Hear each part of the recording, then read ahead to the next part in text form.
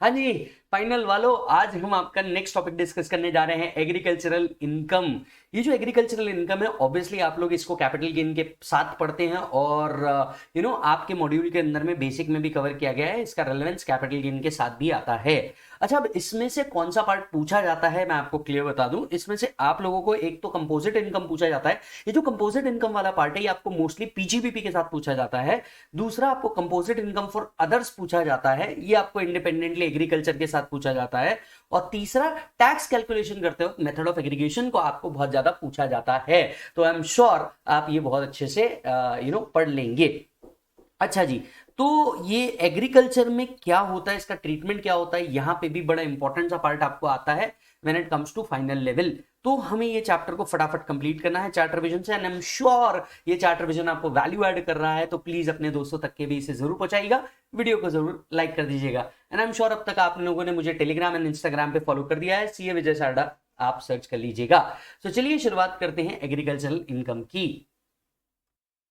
तो सबसे पहले आता है आपका बेसिक्स ऑफ एग्रीकल्चरल इनकम। अब यारो दोस्तों समझना बात को, एग्रीकल्चर इनकम जो है ये डिफाइंड है सेक्शन 2(1)(a) के तहत। Agriculture income is generally exempt under section 10(1), but income tax indirectly collect tax on agricultural income. तो एग्रीकल्चर इनकम जब भी आती है, इसका ट्रीटमेंट क्या होता है मैं आपको बताता हूं। देखिए, मोस्टली आपको ये प्रॉफिट एंड लॉस अकाउंट के क्रेडिट के अंदर में दिखेगा। जब भी आपको क्वेश्चन आएगा, आपको करना क्या है, अगर पीजीबीपी है राइट, तो पीजीबीपी से आपको एग्रीकल्चरल इनकम को लेस करना है राइट, एंड आपको इनकम फ्रॉम अदर सोर्सेज में जाके एग्रीकल्चरल इनकम को वहां पे रखना है। अब जब ये आप agricultural income from other sources में रखेंगे, उसमें से माइनस करना है agricultural income exempt under section 10(1), और जो आउटर फिगर में फिगर आएगी वो होगी नील। मतलब इसका ओवरऑल जो ट्रीटमेंट किया जाता है वो इस तरीके से किया जाता है। हालांकि इस लाइन का मीनिंग भी मैं आपको अभी थोड़ी देर में बताऊंगा कि agricultural income is indirectly taxable. पहले आपको मोटे मोटे तौर पे किस तरीके की एडजस्टमेंट आती है वो बता दूं, क्योंकि आप तो जानते हैं मेरा मंत्र सिंपल है, पढ़ो तो हद कर दो वरना प्रोग्राम बराबर रद्द कर दो। तो चलिए, क्या होगा, आपको क्या दिया जाएगा, पीएनएल के क्रेडिट साइड में एग्रीकल्चर इनकम दी जाएगी, पीजीबीपी कंप्यूट करते वक्त लेस करना है, आईएफओएस में डालते वक्त हमें क्या करना है दोस्त, इसे वहां पे कंसिडर करना है और उसमें से इनकम एग्जम्प्ट कर देना है 10(1) के तहत, और आउटर कॉलम में आईएफओएस में नील ही आना है। अब आप पूछेंगे कि सर जब नील ही आना है तो ये एडजस्टमेंट्स क्यों करनी है, पीजीबीपी में इसलिए करनी है क्योंकि एग्रीकल्चर इनकम एग्जम्प्ट होने के बावजूद आपने उससे प्रॉफिट इंक्रीज करके टैक्सेबिलिटी में लेकर के आया है, जो नहीं होना चाहिए। आईएफओएस में ये इनकम कंसिडर होनी चाहिए, हालांकि इनकम एग्जम्प्ट है इसलिए टैक्सेबिलिटी नहीं आनी चाहिए। क्लियर है? अच्छा, अब एग्रीकल्चर पे टैक्स लगाने का पावर किसके पास है दोस्त, एग्रीकल्चर पे टैक्स लगाने का पावर स्टेट के पास है, ये सेंटर के पास नहीं है, क्योंकि ये कवर होता था entry number 46 to the state list. कहां कवर होता था, एंट्री नंबर 46 कौन से लिस्ट के अंदर में कवर होता था, स्टेट लिस्ट के अंदर में कवर होता था। तो एग्रीकल्चर पे टैक्स लगाने का पावर किसके हाथ में है दोस्त, स्टेट के हाथ में। फर्दर अब देखिए, क्योंकि कोई भी इनकम एग्जम्प्ट होती है तो उससे रिलेटेड एक्सपेंसेस अलाउ नहीं होते। एक सेक्शन है सेक्शन 14(a), ये कहता है कि अगर कोई पर्टिकुलर इनकम एग्जम्प्ट है और उससे रिलेटेड खर्चे आपने पीजीबीपी में डेबिट कर रखे हैं, तो while computing the PGBP income ये एक्सपेंसेस आपको अलाउ नहीं होने चाहिए, क्योंकि एक तरफ आप इनकम एग्जम्प्ट कर देंगे, दूसरी तरफ आप एक्सपेंसेस क्लेम करके अपने प्रॉफिट को रिड्यूस कर देंगे, दैट इज टैक्सेबल प्रॉफिट को रिड्यूस कर देंगे। अब इनकम टैक्स डेफिनेटली ये चाहेगा तो नहीं, इसीलिए एक सेक्शन को इंट्रोड्यूस किया गया था सेक्शन 14(a), जो कहता था कि अगर आपकी एग्रीकल्चर इनकम एग्जम्प्ट है या कोई भी इनकम एग्जम्प्ट है तो इससे रिलेटेड एक्सपेंसेस आप अपने टैक्सेबल इनकम से रिड्यूस नहीं कर सकते। So, where any expenditure is incurred in relation to an exempt income, the same shall not be allowed as deduction. The same shall not be allowed as deduction. Are you getting the point? अब आगे बढ़ते हुए हमें यह समझना होगा कि agricultural land किस तरीके से होती है, ये एग्रीकल्चरल लैंड को किस बेसिस पर डिवाइड किया गया है, और हम ये डिवीजन पढ़ क्यों रहे हैं दोस्त। एग्रीकल्चरल लैंड के बेसिस पे इसकी टैक्सेबिलिटी डिटरमाइन करती है, जो नीचे यहां आपको समझने को मिलेगा। पर पहले हम ये समझ लेते हैं कि एग्रीकल्चरल लैंड किस बेसिस पे डिवाइड की गई है, और फिर समझेंगे इसकी टैक्सेबिलिटी किस तरीके से होती है, ताकि आपको बहुत बेटर अंडरस्टैंडिंग आ जाए। चलिए समझते हैं। एग्रीकल्चरल लैंड जो है ये दो तरह की होती है, बेसिकली हम इसे दो तरह में क्लासिफाई करते हैं, एक अर्बन एग्रीकल्चरल लैंड, दूसरा रूरल एग्रीकल्चरल लैंड। अब अर्बन या रूरल देखने से पता चल जाएगी क्या यार, ये अर्बन दिख रही है ये रूरल दिख रही है, सोच के देखना, देखने से तो पता नहीं चल रहा ना कैसी दिख रही है। तो अर्बन या रूरल किस बात पे डिपेंड करेगी, तो देख दोस्त, अर्बन या रूरल डिपेंड करेगी कि भैया वो कहां सिचुएटेड है। यस, अब लॉ ने अर्बन एग्रीकल्चर लैंड को डिफाइन नहीं किया है, बट रूरल एग्रीकल्चर लैंड को डेफिनेटली डिफाइन किया गया है। तो चलो समझते हैं रूरल एग्रीकल्चर लैंड क्या होती है। देख, अगर कोई भी लैंड तेरे म्युनिसिपल एरिया या कैंटोनमेंट बोर्ड के अंदर में आ रही है, अगर कोई भी लैंड तेरे म्युनिसिपल एरिया या कैंटोनमेंट बोर्ड के अंदर में आ रही है, तो ये हमेशा अर्बन ही रहेगी। तो अगर कोई भी लैंड तेरे म्युनिसिपल एरिया या कंटोनमेंट बोर्ड के अंदर में आ रही है तो वो हमेशा अर्बन ही रहेगी। अगर म्युनिसिपल कॉर्पोरेशन के बाहर up to 2 kilometre if population does not exceed 10,000, जिस एरिया में आपकी लैंड सिचुएटेड है, ये लैंड में, ये जगह पे आपकी पॉपुलेशन जो है ये 10,000 के ऊपर नहीं है, तो ये क्या बन जाएगी सर, रूरल बन जाएगी। अगर वहां की पॉपुलेशन 10,000 से ऊपर नहीं है विद इन 2 किलोमीटर, तो आपकी जो लैंड है ये रूरल बन जाएगी। दूसरा क्राइटेरिया है अप टू 6 किलोमीटर का। अगर up to 6 kilometre if the population does not exceed 1 lakh, तो आपकी लैंड कौन सी लैंड मानी जाएगी, रूरल लैंड मानी जाएगी। तीसरा क्राइटेरिया है अप टू 8 किलोमीटर का। Up to 8 kilometre if the population does not exceed 10 lakh, तो ये क्या मानी जाएगी सर, रूरल मानी जाएगी। तो with in the municipal area रहा, ये हम बाय डिफॉल्ट में अर्बन मानते हैं। म्युनिसिपल एरिया के बाहर up to 2 kilometre if population does not exceed 10,000, up to 6 kilometre population does not exceed 1 lakh, and up to 8 kilometre population does not exceed 10 lakh, तो ये लैंड रूरल रहेगी, अदरवाइज ये land urban land रहेगी। अब आप पूछेंगे कि सर ये जो किलोमीटर्स है ये हम कैसे काउंट करेंगे, ये जो डिस्टेंस है ये हमें एरियली मेजर करना पड़ेगा। ये जो डिस्टेंस है ये हमें कैसे मेजर करना पड़ेगा, एरियली। अब दूसरी बात आप पूछेंगे कि सर पॉपुलेशन तो रोज बढ़ रही है, हर मिनट बढ़ रही है, तो ये पॉपुलेशन कब के लेंगे। याद रखिए, हम पॉपुलेशन का मतलब होता है एज पर लास्ट सेंसस, तो जो भी लास्ट सेंसस हुआ था उसके अकॉर्डिंग जो पॉपुलेशन रहेगा ये हमें कंसिडर करना होगा। एक छोटा सा एग्जांपल देता हूं, आपको 2 मिनट में समझ में आ जाएगा। टू बी वेरी ऑनेस्ट, आपको ये क्वेश्चन आएगा नहीं कि भैया लैंड यहां सिचुएटेड है तो बताओ अर्बन या रूरल, ये नहीं पूछते, ना ही आपको कभी इंटर लेवल पे पूछते हैं, ना ही फाइनल लेवल पे पूछते हैं, याद रखना, ठीक है। बट फिर भी यहाँ पे एग्जाम्पल हमने कंसिडर किया हुआ है। सपोज आपकी लैंड जो है ये 0 से 2 किलोमीटर के अंदर में सिचुएटेड है, ठीक है, और यहाँ का पॉपुलेशन लेस देन 10,000 है, तो विद टू 0 से 2 किलोमीटर है, पॉपुलेशन लेस देन 10,000 है, ऑटोमेटिक कौन सी लैंड बन गई, रूरल। अब यही अगर पॉपुलेशन कितने से ऊपर चल जाती, 10,000 से ऊपर चल जाती as per the last census, तो ये कौन सी लैंड बन जाती, अर्बन लैंड बन जाती। Are you getting the point. यहाँ पे और एग्जाम्पल दिए हैं, कंसिडर कर लेना, राइट। अब आते हैं कि भैया मान लीजिए अगर ये एग्रीकल्चर लैंड है तो रूरल और अर्बन के बेसिस पे इसका डिवीजन किस तरीके से होता है, ठीक है, या इसके ट्रीटमेंट पे क्या फर्क पड़ता है, आइए समझते हैं। अब लैंड 2 तरीके से होगी which is mostly based on population, clear है। अब अर्बन लैंड या रूरल लैंड, अब देखिए मोस्ट ऑफ द टाइम पे जितने भी आज तक के एग्जामिनेशन आए हैं इंस्टीट्यूट ने, चाहे वो सीए इंस्टीट्यूट हो चाहे वो सीएमए इंस्टीट्यूट हो, इन सभी ने बहुत क्लियर लिख के दिया the land is a rural land या अर्बन लैंड, तो वहां पे आपके एफर्ट्स बच जाते हैं इतना सब पढ़ने के। अब आता है कि भैया इनका इंपैक्ट क्या होता है कैपिटल गेन में। चलिए ध्यान से सुनिए, ये चार्ट मैंने बनाया है और ये कहीं भी और दिख जाए तो मान लेना कॉपी ही होगा, राइट। और दूसरी बात, ये बहुत ही क्रिस्प शॉर्टकट बना के दिया है, तो चेक करो। अब समझो रूरल हो या अर्बन हो, मोस्टली इनसे 3 इनकम आ सकती है, हालांकि और भी आ सकती है, मेजरली 3 जो आपको कंसिडर होती है। पहला, या तो इनसे एग्रीकल्चरल एक्टिविटी करके कोई इनकम कमा ली, दूसरा ये एग्रीकल्चरल लैंड सेल करके कोई इनकम आ गई, तीसरा ये लैंड कंपलसरीली एक्वायर करके कोई इनकम आ गई। मोस्टली ये 3 ही एक्टिविटी हो सकती है। चलो अब फोकस करना, अगर रूरल से आए या अर्बन से आए इनकम, अगर एग्रीकल्चर इनकम है तो दोनों भी एग्जम्प्ट है अंडर सेक्शन 10(1). तो सेक्शन 10(1) एग्जम्प्ट करता है रूरल एग्रीकल्चर लैंड या अर्बन एग्रीकल्चरल लैंड, जो अर्बन से आ रही हो या रूरल एग्रीकल्चर लैंड से आ रही हो, दोनों की दोनों एग्जम्प्ट है। दूसरा, अगर आप एग्रीकल्चरल लैंड सेल कर देते हैं, रूरल होगी तो इस पे कोई कैपिटल गेन टैक्स नहीं आने वाला। अब आप पूछेंगे कि सर क्यों नहीं आने वाला, क्योंकि rural agriculture land capital asset नहीं है, और ये कैपिटल एसेट नहीं है तो कैपिटल गेन नहीं आ सकता। इसीलिए जब भी मेरे दोस्त तू रूरल एग्रीकल्चरल लैंड सेल करता है इस पे कैपिटल गेन नहीं आता, पर मेरे दोस्त तू जब अर्बन एग्रीकल्चरल लैंड सेल करता है इस पे कैपिटल गेन जरूर आता है। Why? Because it is considered as capital asset, इसे कैपिटल एसेट माना जाता है। इसीलिए जब आप कैपिटल एसेट की डेफिनेशन देखते हैं सेक्शन 214 की, वहां पे आपको clear cut rural agriculture land को एक्सक्लूड किया गया है, इसलिए इस पे कोई कैपिटल गेन नहीं आता। हालांकि वहां पे सिर्फ रूरल लिखा था, मतलब अर्बन एग्रीकल्चर लैंड जब भी आप सेल करते हैं इस पे कैपिटल गेन टैक्स जरूर आता है। क्लियर? तीसरा, हो सकता है आपकी एग्रीकल्चरल लैंड और गवर्नमेंट इसे कंपलसरीली एक्वायर कर दे रोड, डैम, ब्रिज, कनाल, पोर्ट, एयरपोर्ट बनाने के लिए, और आपको क्या दिया जाएगा, कॉम्पनसेशन दिया जाएगा। अगर rural agriculture land compulsorily acquire होती है तो ऐसे केस में इस पे कोई कैपिटल गेन टैक्स नहीं आता। क्यों सर? कैपिटल एसेट ही नहीं है तो कैपिटल गेन कैसे आएगा? क्लियर है?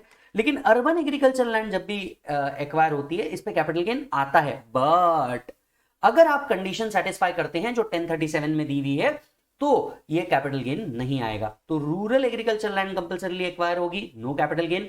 Urban agriculture land compulsorily acquire होगी, 1037 की कंडीशन सेटिस्फाई हो रही है तो एग्जम्प्ट अदरवाइज टैक्सेबल। यस, तो एग्जम्प्ट अदरवाइज क्या होगा, टैक्सेबल होगा। अब जब टैक्सेबिलिटी आएगी वो कैपिटल गेन के सेक्शन 45(4) के अंदर में आएगी। यस सॉरी 45(5) के अंदर में आएगी अगर टैक्सेबिलिटी आई तो। हालांकि मोस्ट ऑफ द केसेस में एग्जम्प्ट ही होता है। और इसके अलावा मैं आपको एक और बात बता देता हूं, एक 2013 में एक्ट आया था, right to fair compensation transparency in land acquisition rehabilitation resettlement act 2013। इसके तहत मोस्टली कैपिटल गेन क्या होते हैं, अब एग्जम्प्ट होते हैं। ये आज की मैं आपको बात बता रहा हूं, क्लियर है मालिक? तो चलो ध्यान से सुनना। हमने देखा कि लैंड कौन सी होती है, हमने सबसे पहले कैटेगराइज किया अर्बन लैंड और रूरल लैंड के अंदर में। और ये अर्बन और रूरल हम क्यों कर रहे हैं, अर्बन और रूरल इसलिए कर रहे हैं ताकि उसका कैपिटल गेन एस्पेक्ट जो है ये हमारा क्लियर हो जाए। क्लियर है मालिक? बढ़ते हैं आगे। क्या माइनर को भी कोई एग्रीकल्चर इनकम आ सकती है? आपके मन में ये सवाल उठेगा। जी हाँ, माइनर को भी एग्रीकल्चर इनकम आ सकती है, लेकिन आप तो जानते हैं माइनर को किसी भी तरीके की इनकम जो आ रही है उसको हम क्लबिंग के अंदर में ट्रीट करते हैं सेक्शन 64(1) के तहत। तो माइनर को अगर कोई एग्रीकल्चर इनकम आती भी है तो वो हम 64(1) के तहत ट्रीट करेंगे। किसके तहत ट्रीट करेंगे? 64(1) के तहत ट्रीट करेंगे। याद दिला दूं, 64(1) के तहत जो इनकम होती है माइनर की वो पेरेंट्स के हाथ में क्लब होती है, राइट? तो इस पे हम और डिटेल डिस्कस करेंगे क्लबिंग चार्ट के अंदर में। तो यहां आपका चार्ट का एक पार्ट खत्म हुआ और मैं कह सकता हूं आधा चार्ट ही खत्म हो गया। अब आते हैं नेक्स्ट पॉइंट के ऊपर। अब देखिए, अगर कोई भी लैंड को एग्रीकल्चरल लैंड हमें बनानी थी तो बेसिकली इसकी 3 कंडीशन थी जो डेफिनेशन में लिखी है। अब चार्ट बनाते वक्त मैंने जानबूझ के डेफिनेशन को कंसिडर नहीं करा। क्यों? क्योंकि उसको कभी पूछा ही नहीं जाता, इसलिए हमने उसको चार्ट के अंदर में नहीं रखा ताकि आपका सिलेबस और थोड़ा सा शॉर्ट एंड क्रिस्प हो जाए। बट फिर भी मैं ओरली डिस्कस करते वक्त आपसे जरूर डिस्कस करना चाहूंगा, what is an agricultural income? Agricultural income is an income out of agricultural land which is situated in India and used for the agricultural purpose. Income out of agricultural operation, income out of farmhouse, income from nursery, sampling, seedling, whether basic operation is done or not. ये पूरी definition है। अब अगर इस पूरी definition में आप एक वर्ड पढ़ेंगे, एग्रीकल्चरल ऑपरेशन से अगर कोई इनकम आती है तो वो इनकम क्या होती है? एग्जम्प्ट होती है, क्योंकि वो एग्रीकल्चरल इनकम मानी जाती है। बराबर? अब सवाल उठ रहा था कि ये एग्रीकल्चरल ऑपरेशन वर्ड क्या है। और मैं आपको एक बात बताऊं, आप जब लेक्चर भी कर रहे होंगे, चाहे आपने रेगुलर लिया होगा, फास्ट ट्रैक लिया होगा, जो भी, तो हमने देखा था कि ये जो वर्ड है एग्रीकल्चरल ऑपरेशन, ये वर्ड डिफाइंड नहीं है। तो जब ये मैटर कोर्ट में गया, राजा बिनोय सहाय का एक केस लॉ था जिसने कहा था कि भैया ये जो एग्रीकल्चरल ऑपरेशन वर्ड है इसको गाइडलाइन इशू की थी कि कैसे आप एग्रीकल्चर मानेंगे। अगर कोई एसएससी सिर्फ बेसिक ऑपरेशन में था तो इनकम प्योरली एग्रीकल्चरल इनकम मानी जाती थी। अगर कोई एसएससी प्योरली सब्सिक्वेंट ऑपरेशन में था तो हम उसे पीजीबीपी इनकम मानते थे। और अगर SSC basic plus subsequent operation में था तो हम कंपोजिट तरीके से उसको कंप्यूट करते थे इनकम को, राइट? यानी अगर एसएससी ग्रोइंग में भी है और मैन्युफैक्चरिंग में भी है तो जो हम इनकम कंप्यूट करते थे वो मेथड ऑफ कंपोजिट इनकम के थ्रू कैलकुलेट करते थे। याद आ रहा है आपको? आई एम श्योर आपको जरूर याद आया होगा। तो अगर मान लीजिए एसएससी ग्रोइंग प्लस मैन्युफैक्चरिंग में है तो यहां पे तो दोनों तरह की एक्टिविटी आ गई, बिजनेस एक्टिविटी भी आ गई और एग्रीकल्चरल एक्टिविटी भी आ गई। तो आप इसे सेपरेट कैसे करेंगे? इसे सेपरेट करने के लिए रूल नंबर 7 और 8 लाया गया है। एंड फर्दर सेपरेट करने के लिए, मतलब अदर प्रोडक्ट्स के सेपरेशन के लिए भी कुछ रूल बनाए गए हैं। तो आइए समझते हैं कंपोजिट इनकम का कॉन्सेप्ट कहां एप्लीकेबल होने वाला है, जहां पे आप ग्रोइंग में भी है और मैन्युफैक्चरिंग में भी है। Are you getting the point? और ये चीज आपको पूछी जाती है, यहां से जो आपका ये चार्ट का पार्ट है ये आपको पूछा जाता है, तो ध्यान दीजिएगा।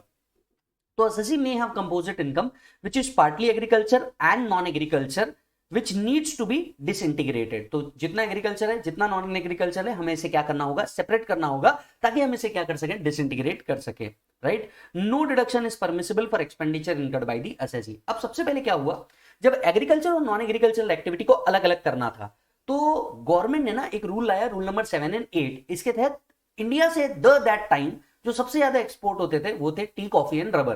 तो टी, कॉफी एंड रबर के लिए उन्होंने क्या किया? सबसे पहले रूल बनाया, राइट, कि टी, कॉफी और रबर को हम सेपरेट करेंगे। और खुद उन्होंने परसेंटेज दिए कि कितना परसेंट एग्रीकल्चर माना जाएगा और कितना परसेंट नॉन एग्रीकल्चर माना जाएगा। इंटरेस्टिंग बात यह है कि आज भी ये रूल ऐसे ही चालू है और सिर्फ टी, कॉफी एंड रबर के लिए है। मतलब मान लीजिए आप अगर शुगर केन से शुगर बना रहे हैं तब ये लॉ एप्लीकेबल नहीं है। क्यों? मैं आपको बताता हूं ऐसा क्यों हुआ। जब टी, कॉफी एंड शुगर के लिए इन्होंने परसेंटेज दिए तो फार्मर्स का प्रोटेस्ट हो गया, टैक्स पेयर का प्रोटेस्ट हो गया कि आप कौन है ये डिसाइड करने वाले कि इसमें से कितना एग्रीकल्चर है और कितना नॉन एग्रीकल्चर है। और आई गेस ऑब्वियसली ये बात बिल्कुल बराबर है, क्योंकि एक टाइप की कॉफी नहीं होती, एक टाइप की चाय नहीं होती, दोनों के अंदर लगने वाले एफर्ट्स बिल्कुल अलग अलग होते हैं और इसीलिए एक प्रोटेस्ट हो गया कि भैया कैसे डिसाइड किया आपने कि इतना परसेंट एग्रीकल्चर है, इतना परसेंट नॉन एग्रीकल्चर है। मास लेवल पे प्रोटेस्ट होता है। देख, इनकम टैक्स ने भी अपने पांव बैकफुट पे किए और एक दूसरा तरीका दिया अदर प्रोडक्ट्स का सेग्रीगेशन करने के लिए। हालांकि यहाँ पे इंटरेस्टिंग बात यह है कि टी, कॉफी और रबर के लिए जो परसेंटेज था वो फिक्स हो गया, और अदर प्रोडक्ट्स के लिए कैसे निकाला जाएगा बिल्कुल इसके बाद देखेंगे। पहले हम बात कर लेते हैं टी, कॉफी और रबर की। तो सबसे पहले आता है rule number 7 and 8 of the income tax rules. अगर कोई एसएससी एंगेज है ग्रोइंग एंड मैन्युफैक्चरिंग रबर के अंदर में, अब देखो एग्जामिनर ना बड़ा जबरदस्त इंग्लिश के साथ वर्ड ट्वीक कर रहा है। इंटर और फाइनल लेवल पे है ना, ये रबर वर्ड यूज नहीं करते, रबर की जगह एक और इंग्लिश वाला वर्ड है लेटेक्स। जैसे वो अपन कहते हैं ना, टॉयलेट वर्ड यूज ना करके वॉशरूम वर्ड को यूज कर लो, थोड़ा फैंसी लगता है।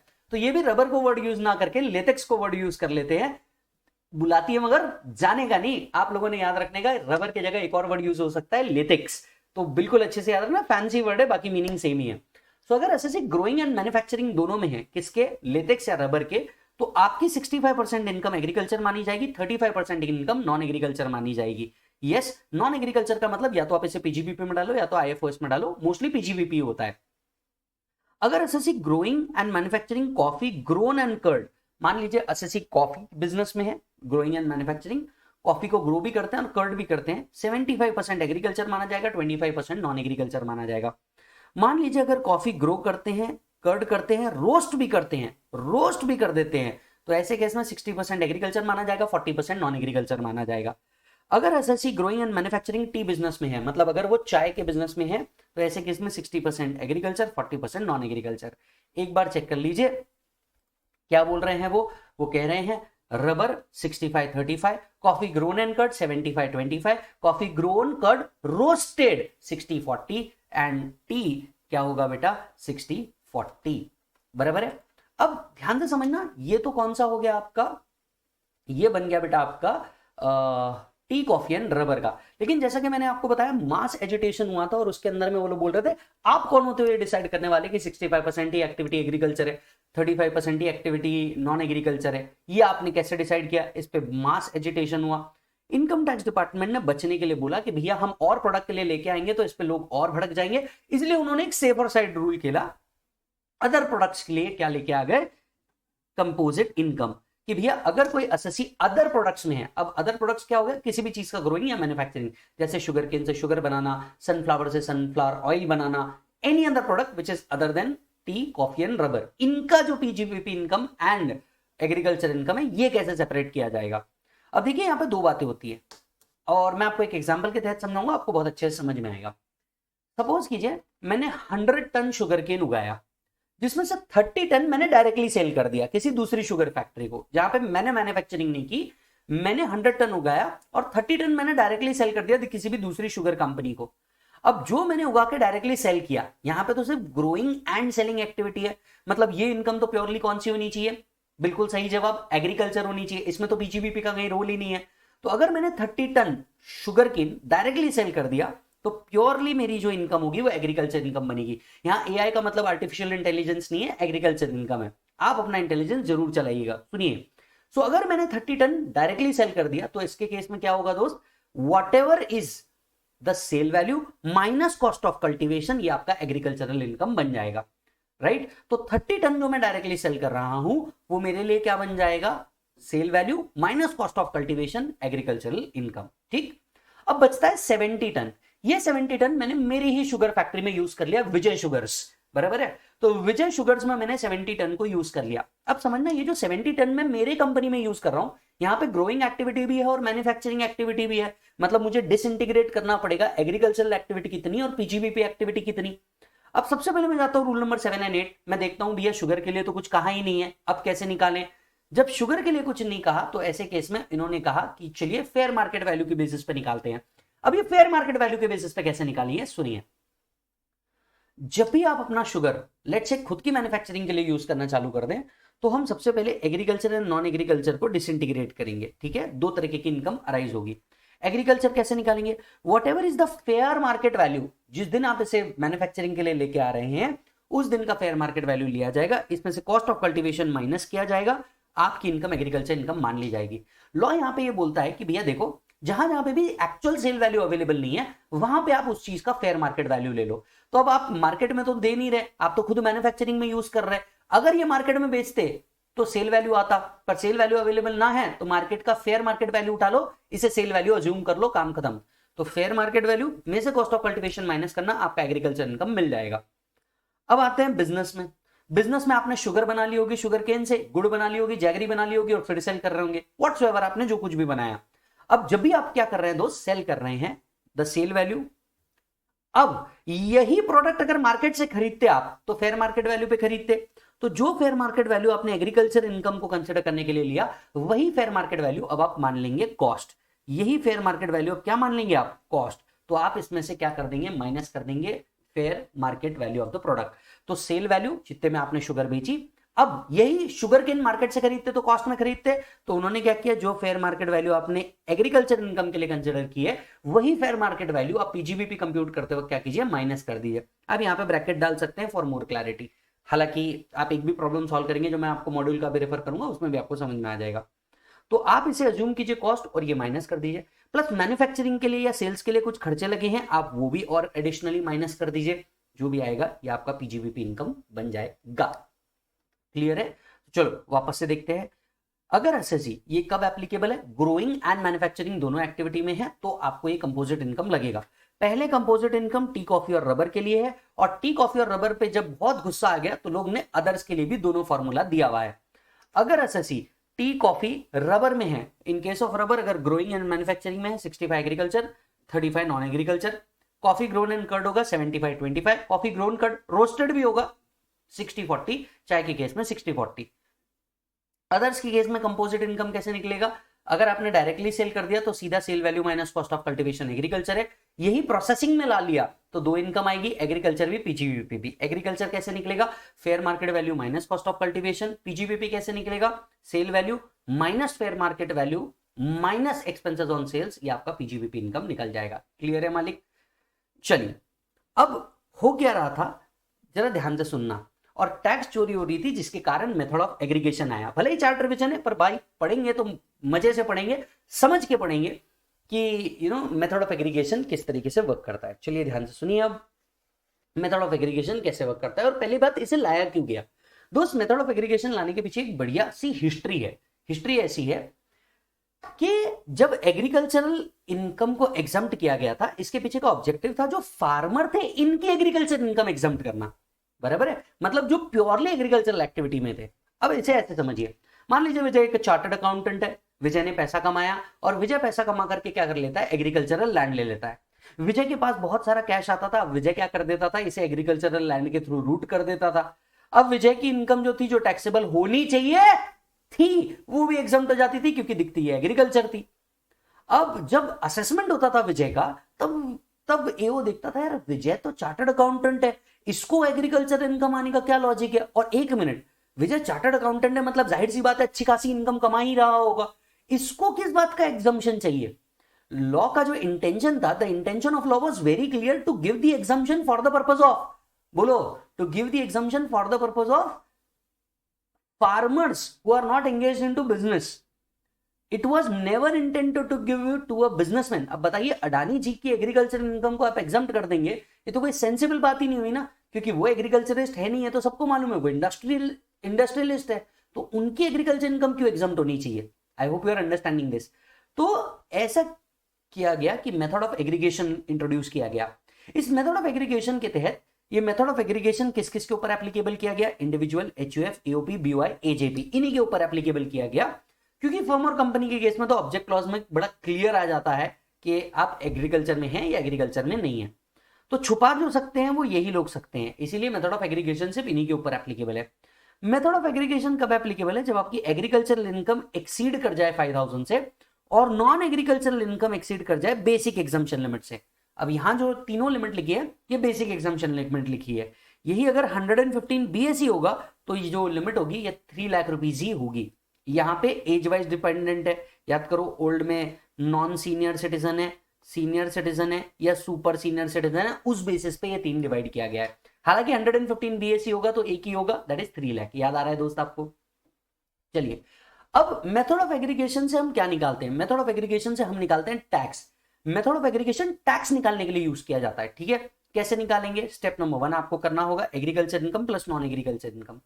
स्टेप नंबर 2 इस पे टैक्स निकालिए। Step number 3 agriculture income plus basic exemption limit. Step number 4 tax on step number 3। तो step number 1 agriculture plus non agriculture को मिक्स करो। स्टेप नंबर 2 उस पे टैक्स निकालो। Step number 3 agriculture plus basic exemption limit को add करो। Step number 4 इस पे टैक्स निकालो। Step number 5 difference of tax ले लीजिए, step number 2 minus step number 4। Finally इस पे सरचार्ज एचईसी रिबेट जो भी आपको करना है अकॉर्डिंगली करिए और आपकी निकल जाएगी फाइनल टैक्स लायबिलिटी। तो 7 स्टेप है, ध्यान से सुनिएगा। कब एप्लीकेबल है? जब एग्रीकल्चर इनकम 5,000 से ऊपर हो और non agriculture income basic exemption limit से ऊपर हो। तो agriculture income plus non agriculture income उस पे tax, agriculture income plus basic exemption limit उस पे टैक्स, डिफरेंस ऑफ टैक्स इस पे सरचार्ज सेस रिबेट अकॉर्डिंगली लगाना और आपकी फाइनल टैक्स लायबिलिटी निकल जाएगी। Is that done? चलिए आते हैं लास्ट पार्ट के ऊपर और फिर हमारा ये जो चार्ट है एग्रीकल्चर का ये खत्म हो जाएगा एंड आई एम श्योर इसने आपको वैल्यू जरूर ऐड करी होगी। अब मॉड्यूल में जाना, मॉड्यूल में ना आपको एक इसके ऊपर क्वेश्चन मिलेगा, एक क्वेश्चन इस वाले पार्ट पे सॉल्व कर देना, ठीक है। या आप हमारे रेगुलर बुक या फास्ट ट्रैक बुक में देखोगे या क्वेश्चन बैंक में देखोगे, क्वेश्चनर में देखोगे तो उस पे भी इस पे क्वेश्चन है एग्रीकल्चर टॉपिक पे। तो एक क्वेश्चन इसका सॉल्व करना, एक क्वेश्चन इसका सॉल्व करना और एक क्वेश्चन इसका सॉल्व करना, आपका काम हो जाएगा, ठीक है। अब आते हैं क्या एग्रीकल्चर इनकम आती है तो एग्रीकल्चरल लॉस भी हो सकता है। जी हाँ दोस्त, जहां जहां पे दिल लगता है वहां से दिल टूट भी तो सकता है ना। बस एग्रीकल्चर इनकम में अगर इनकम होती है तो लॉस भी होता है। तो एग्रीकल्चरल लॉस का क्या करेंगे? देखिए एग्रीकल्चरल लॉस एग्रीकल्चरल इनकम से ही सेट ऑफ हो सकता है और अगर ये एग्रीकल्चर इनकम नहीं है तो 8 ईयर्स के लिए कैरी फॉरवर्ड हो सकता है। Loss from an agricultural activity shall be set of only against the agricultural income. Yes, and ये कितने ईयर्स के लिए कैरी फॉरवर्ड हो सकता है सर? 8 ईयर्स के लिए कैरी फॉरवर्ड हो सकता है। सर 8 साल में भी ना हो पाया तो बेटा, अगर तुमसे 8 साल में भी ना हो पा रहा है तो तुमसे ना हो पाएगा, इसका मतलब 8 साल बाद भी अगर ये लॉस आप सेट ऑफ नहीं कर पाए तो ये लैप्स हो जाएगा। क्लियर है दोस्त? ये क्या हो जाएगा? लैप्स हो जाएगा। तो भाई साहब यहां आपका एग्रीकल्चरल इनकम का पार्ट होता है खत्म। यस मालिक, तो जितने भी फाइनल वाले बच्चे हैं यहां हमारा एग्रीकल्चर का चार्ट रिवीजन खत्म हो रहा है एंड मैं दूसरे भी बहुत सारे चार्ट लेके आ रहा हूं। आई एम श्योर आपने प्लेलिस्ट जरूर चेक कर ली होगी। ये चार्ट अगर आपको बाय करना है तो नीचे लिंक दी है एंड मिलता हूं आपसे अगले चार्ट रिवीजन के अंदर में। तब तक आप अपना पूरा ख्याल रखिए। All the best.